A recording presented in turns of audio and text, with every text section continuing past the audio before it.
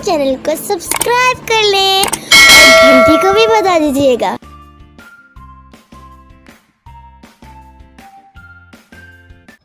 बिस्मिल्लाहिर्रहमानिर्रहीम। अस्सलाम वालेकुम व्यूअर्स। आज मैं आपको रेशे वाले कबाब बनाने की रेसिपी देने लगी हूँ। बहुत मज़ेदार रेसिपी है और बहुत ही आसानी से रेडी हो जाती है। इसको बनाने के लिए मैंने 1.5 किलो गोश्त लिया है, बोटी ली है, बीफ का गोश्त है ये, और इसको मैंने पानी से अच्छे तरीके से वॉश कर लिया है। 1.5 किलो गोश्त एक प्रेशर कुकर में मैंने शामिल कर दिया है और इसमें आधा किलो दाल, चने की दाल धो के मैंने शामिल कर दी है। इसको मैंने भिगोया नहीं है, सिर्फ मैंने इसको धो के शामिल कर दिया है। लहसुन की जवें 20 अदद लहसुन की जवें मैंने इसके अंदर शामिल की हैं और 20 अदद ही गोल साबुत लाल मिर्च मैं इसके अंदर शामिल करने लगी हूँ। अब नमक शामिल करना है इसके अंदर 2 टेबल स्पून नमक। ये याद रखिएगा कि ये रेशो जो मैं आपको बता रही हूँ ये 1.5 किलो गोश्त के हिसाब से है। आप जितना बनाएं उसमें कम ज़्यादा कर सकते हैं। अब इसके अंदर आपने प्याज शामिल करनी है। 2 अदद प्याज जो हैं काट के मैंने इसके अंदर शामिल कर दी है। बहुत मज़ेदार रेशे वाले कबाब रेडी होने वाले हैं। इस तरीके से रेसिपी को शुरू से लेकर आखिर तक ज़रूर देखा करें ताकि कोई भी चीज़ आपसे मिस ना हो। अब मैं इसके अंदर पानी शामिल करने लगी हूँ। आपने इतना पानी शामिल करना है कि जो गोश्त और दालें हैं वो भीग जाएं। ये देखें, डूब जाएं, यानी कि देखें कितना पानी इनके ऊपर सरफेस पे आया है।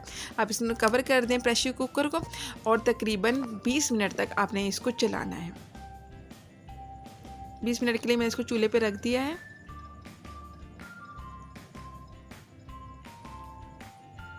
ये मैंने अदरक ली है, 2 अदद अदरक के बड़े पीस लिए हैं और 7 से 8 अदद मैंने हरी मिर्ची ले ली हैं और चॉप हरा धनिया ले लिया है। ये देखें बिल्कुल रेडी हो गया है। 20 मिनट हो गए, पानी बिल्कुल खुश्क हो चुका है।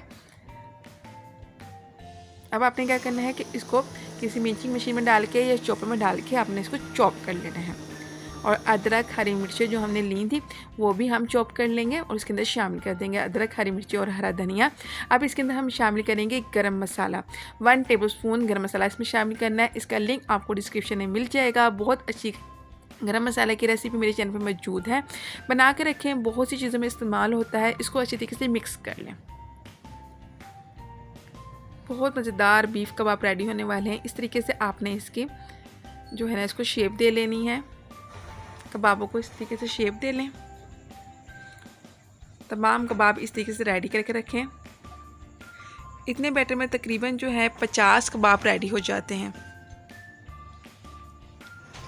अब आपने क्या करना है कि एक तवे पे कुकिंग ऑयल शामिल करना है और कबाबों को फ्राई कर लेना है।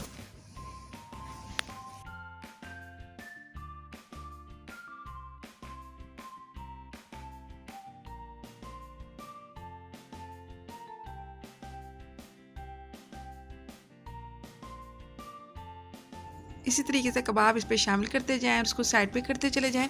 जितने कबाब आपने रेडी करने हैं उतने रेडी कर लें और आपने इसको रिक्वायर्ड कलर आने तक आपने गोल्डन ब्राउन करना है।